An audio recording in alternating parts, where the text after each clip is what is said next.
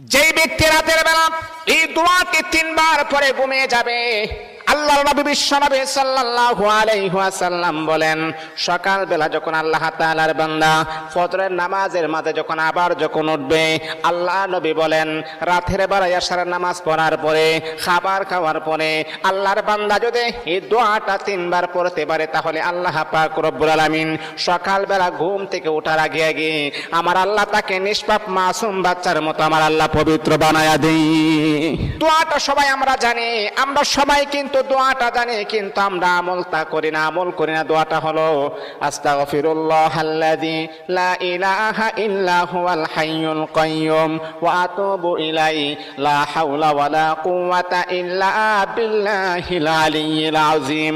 3 বার যদি আপনি পড়তে পারি, ইনশাআল্লাহ আল্লাহ পাক রব্বুল আলামিন আমার আপনার জীবনের সমস্ত গুনাহগুলোকে আমার আল্লাহ ক্ষমা করে দিবে।